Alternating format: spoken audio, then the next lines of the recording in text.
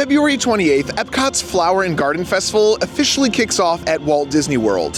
Here's everything you need to know before visiting Flower and Garden 2024.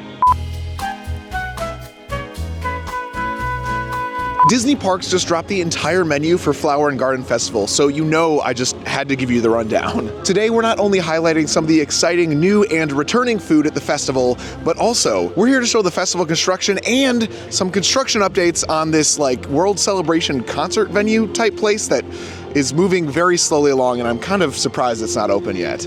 Before we hit up some of these brand new and returning food booths, I do want to make a quick stop in World Celebration to check out some of the things coming to this festival in this new land of the park, including Figment, who is right behind me, who's been moved from over in his original spot, the topiary Figment, from in front of Imagination Pavilion to literally right here front and center.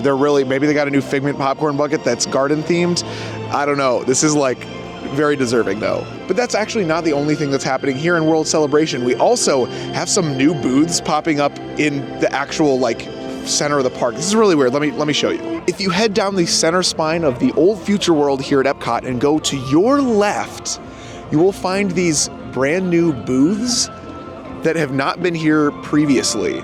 Now, I am not expecting these booths to be for food for Flower and Garden Festival. I'm expecting these to be some kiosks that are going to be selling like little topiary mini things that you could take home. We've actually seen these previously at festivals, and these booths are literally like similar to what you would find for kiosks for merchandise rather than for food itself. There's clearly not enough room for a kitchen in one of these, but you should be expecting that over here in World Celebration on top of being around World Showcase as well. There is so much progress happening on the brand new Mickey and Friends meet and greet area as well as the concert venue, but we will be going back to highlighting that later towards the end of the video. Obviously, stay tuned. I do really want to get to food as quickly as I can. Going in the order that Disney Parks blog suggests, we are starting at Honey Bistro. Equipped with plenty of beekeeper theming, Honey Bistro is returning this year, and I think it was here the past 2 years, if I am correct. One food item that you definitely have to be trying here at the Honey Bistro is a returning item, and that is the chicken and waffles. This was actually number 2 on our list from the festival last year, and we're gonna play a clip right now giving you a quick review of this because you should probably know before you go. Right here we have the chicken and waffles, which is crispy honey chicken, honey sweet corn, breaded waffle, whipped honey butter, and crisp and spicy honey. This is different from what I've tried before, but let's go for it. That's very good. Ooh, there's a little bit of a kick to it because it does have a little bit of a spice for sure. The bread that it's on is thick. It's not really a waffle. I wouldn't say they call it chicken and waffles, but it's not a waffle. It's more cornbread than anything. We tried to do a fair balance of sweet and savory, and this one lands directly in the middle. Yeah. It's hard to tell. What would you say? Let us know in the comments. Seriously, like, is this sweet or savory or both? I don't know why it says waffle because it tastes far more like cornbread. It's like chicken and cornbread, but it's like...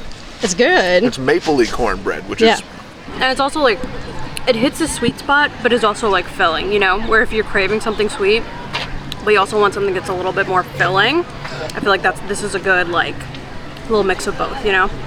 The glorious thing about doing theme park content consistently for the past 3 years is that I have plenty of footage that I could go and grab and show you guys without having like the new foods like right in front of me. And I feel like that's something not a lot of other creators take for granted, being like, hey, we could preview this and actually show you before the actual day rather than the day after, in case you happen to be going the very first day of the festival. Next up, we have the location of Pineapple Promenade. Although it is still currently themed to the Festival of the Arts because this is actually filmed the very day after Festival of the Arts ended, this will be the location of Pineapple Promenade. On this menu, we have 3 major returning items. The spicy hot dog with pineapple chutney, I don't want to try that. A classic Dole Whip, and my favorite from 2 years ago, the frozen dessert violet lemonade. This is a non-alcoholic drink that is returning for, I believe, the 3rd year in a row, which we definitely need more of these frozen drinks, especially going into the summer months, which actually leads me to the next stop here, which has another frozen drink that could be the competitor of the frozen violet lemonade. One brand new food location, which honestly, I don't even know where it's gonna be, but it's listed like it's at the front of the park, is the Florida Fresh booth. This includes grilled warm watermelon lobster tail with key lime butter, cubanito, which I'm totally butchering, with mojo marinated pork belly, Florida strawberry shortcake, which is plant-based, as well as cucumber watermelon slushy. You can find the menu for the Florida Fresh booth, as well as like literally every other booth menu on Disney Parks blog. But why would you do that when you could just finish watching the rest of this video and see pretty much everything here? I'm just showing exactly where I got this from. Before we head back further into World Showcase for more food, I want to take a moment to stop and mention one more thing that is returning, the butterfly enclosure. As you can obviously see from the construction behind me, it is making its return once again as it does. I feel like this is a major staple of the festival itself, and honestly, one of the highlights of like free things, interactive things you could do around the parks during festival season. I know there's like, at least for Festival of the Arts, there's a lot of add-ons that you could add on to your experience, like creating art type stuff. I know chalk is free, but like the one where you like sit on a bike and pedal. But I am very thrilled to see the butterfly enclosure returning, as well as a booth that's right here, which doesn't even look like a food booth. Maybe it's like an add-on. Maybe you get like a map to spot the butterflies. I can't imagine that not being the case. What is this for? You know, it kind of shocks me how quickly all of this flower and garden stuff has been put up here at Epcot. They literally just ended Festival of the Arts yesterday, and there's already topiaries everywhere. I know they got a little bit of a head start, especially with the flower beds and some of the topiaries, but like this Festival of the Arts at the front of World Showcase has been here like until the very last day for the Festival of the Arts one, and now it has changed over literally overnight from 9 p.m. or probably 10 p.m. until 9 a.m. They just switched it over. Refreshment Port has had some pretty weird poutines in the past that they have here just on the edge of the Canada Pavilion for their festivals before, but nothing as bizarre as what they have for Flower and Garden this year. That's right, we have a plant-based buffalo chicken tender poutine with crispy potato barrels with ranch and plant-based blue cheese. I have mentioned this in the past about some of Disney's plant-based options, that not every single thing in that dish is plant-based, but this time it actually is. They have even plant-based cheese on this brand new poutine. I can't even say poutine because it's it's like tater tots rather than fries, but I would probably prefer the tater tots over the fries. The plant-based tachos, which are the tater tot nachos over at Woody's Lunchbox at Hollywood Studios, is one of my favorite snacks like ever, and I feel like this is the equivalent here at Epcot, and I cannot wait. It's for sure on my like very top of my list of things to try the first day I attend the festival. Although Northern Bloom is a new name for the Canada booth, it is pretty much the same old when it comes to the menu. We got some beef tenderloin tips and some dessert, and that's pretty much it. Let's move on. I do want to know why Disney so heavily front loads all of their like best booths for the front of the park, because at this point I'm literally skipping most countries all the way to Japan. Don't be mad at me, but I don't think there's that many good things on this menu. And this is a highlight video, just highlights today. What is Flower and Garden Festival without a good side of frushi? I will admit, frushi is not the best thing on the entire festival menu, but it's one thing that I do always try to get at least once during the festival, and I think it's like a great introduction for kids to sushi if they don't like sushi, or adults who don't like sushi to sushi. I don't like sushi. I'm saying sushi way too much, but frushi is good. Sushi frushi. Fruity frushi tushy. Returning to the America Pavilion this year is Magnolia Terrace, along with 3 returning food items as well. First, we have the muffaletta panini. Right here, we have the muffaletta panini with ham salami, mozzarella, provolone, Swiss, and olive salad.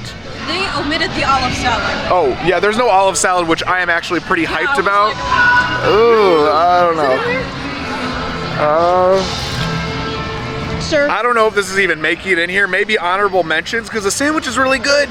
But if it just didn't have all the like extra yucky stuff, because we are picky eaters. So maybe we aren't the best people for those who are looking to try weird stuff, but we did try that goat cheese popsicle. We did try goat cheese popsicle last year. Now clearly this one was pretty awful, but better was the chicken gumbo, the spicy chicken gumbo. In this, if you have been following me for quite a bit of time, this was actually my first like viral video ever, I believe, that was part of that series, yes, that series, and I think one of my first, oh, not one of my first, but I think my biggest collab ever with the Kingdom crew for one of those videos. Here it is playing. I'm not going to play it because it plays some copyrighted music. If you want to look it up, you could easily look it up, but That's a spicy chicken gumbo. Also, Bananas Foster bread pudding. This is the Bananas Foster bread pudding, and I'm very excited to try it. I love all things banana. Ryan hates all things banana. So I guess you'll like this one. More banana! You do like bread pudding, and you do like banana bread, so... Yeah. The top looks like gravy that you'd find on a turkey. Whoa, are you okay? Oh my god, that's amazing. This might be better than Ohana's bread pudding. Wait, no way. Yes. Absolutely no way. Yes. Not a chance. It's giving it a run for its money. Look at that. Okay. Oh my gosh. Yeah. No, it's just like a banana. Inside a banana. I do not like banana. Oh, I'm sorry. Yeah, I know. Sorry. It's fine. Oh, I'm so sorry. Almost as much as I don't like Smash Mouth. Speaking of, I have not seen a lot of people like talk about this yet, so there you go. I have my hopes very high for a lot of the new menu items coming to the festival this coming season. If you want sweets, they got sweets. If you want savory, they got savory. If you want plant-based, they have plant-based. They actually have some this year, which last year and many other festivals, they seem to be slacking a little bit on. One thing that my hopes are not high for, but I'm really hoping they pull through, is the Italy booth. Historically, the Italy booth here at the Epcot festivals is always, like literally, it's always the worst. We paid like $42, $43 one year for the entire menu. That was 3 items for $40-something.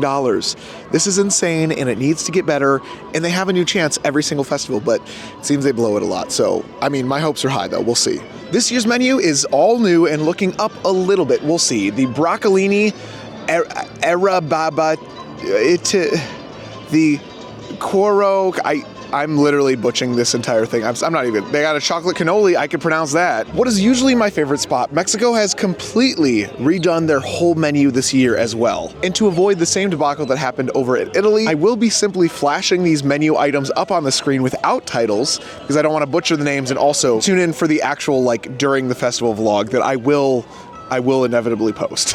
A booth that always tantalizes the taste buds, but at the same time confuses guests with a convoluted menu scheduling system is Farmer's Feast. Here's a breakdown of how this year's menu goes. Early Bloom menu, which is available from February 28th through March 30th, includes veal tenderloin and strawberry rhubarb upside down cake. I'm 90% sure the upside down cake was here last year, but I am so excited to see this coming back. The springtime menu, which is available from March 31st through April 27th, includes a seared scallop and blueberry buckle with lemon cream friche. And of course, the summer solstice, which is available from April 28th through May 27th. And this doesn't even reach summer, but that's besides the point. We have the seared pork tenderloin as well as the peach gelati. If that wasn't confusing enough, there is one menu item that is available the entire, I was gonna say year round, but the entire festival season, which is the grilled street corn. This is a little bit different from the one that they have over at Animal Kingdom, but I am still thrilled to see it here nonetheless. I hope I did a pretty okay job at explaining that. Please screenshot if you're here during any of those time periods and you need to know which one's available. I'm sorry, that's the best I could do. Which does bring us to the front half of the park with some construction updates that I feel like some of you may have been waiting for, and maybe a schedule for it. Do you know what's behind me right now? As you might see behind me, construction is actually moving along a lot faster than it was last couple times I've been here. Right now they're installing a bunch of the side panels to where the future meet and greet area for Mickey and Friends will be here in World Celebration. Now this is originally where the Interventions Interventions West used to be. This is a completely brand new building. It was torn down to construct this new one, and honestly, it was falling a little bit apart by the end of its lifespan, so I'm kind of glad to see this. Once this is fully completed, it will connect together both the World Celebration area with the Walt statue, this meet and greet area, as well as Connections and Creations, the 2 gift shops on the other side, and quick service, obviously. One other thing that will extend to this area of the land is the bioluminescent sidewalks, or not the bioluminescent, but like these like lighted sidewalks. You know why I know? Because you could actually physically see where the lights are installed. If you look right here, we could see all of the same exact type of like concrete work that we see in the center of the area, but just obviously extended over on this side.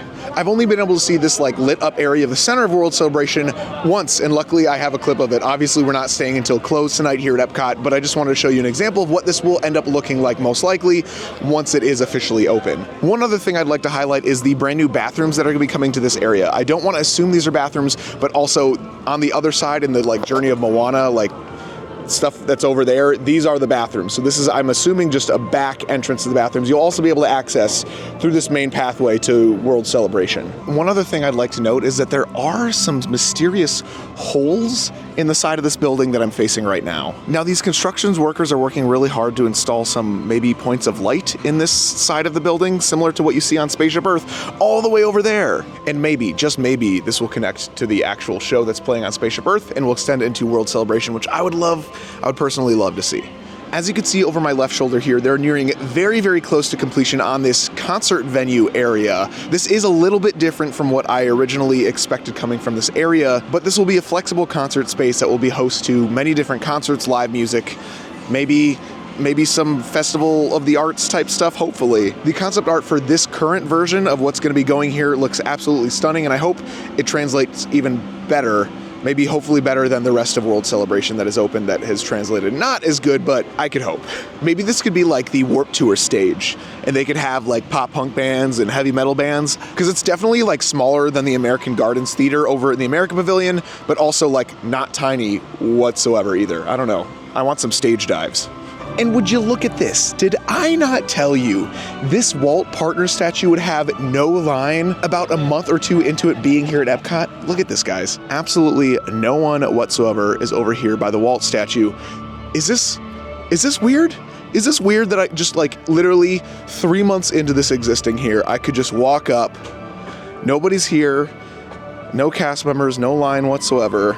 I could grab a selfie with old Walt. The reason I'm doing a preview today is not only because I'm so excited for the festival, but also I will not be here on opening day of the festival. Normally, I always do opening festival day like vlogs, but I'm going to be out of town on Friday the 28th, which is February 28th. Wow, this is coming up so quick. I don't know if I stated it at the beginning, but this is actually the first day after Festival of the Arts. It actually ended just yesterday, even to the point where they still have Festival of the Arts decorations up, like this entrance sign thing. I did have to like take some of that out of the vlog, or like try to avoid filming some of that, because this is a Flower and Garden Festival vlog, technically. You know, I am actually pretty excited for Flower and Garden Festival this year. The menu, personally, I think looks way better than last year's or even the year before.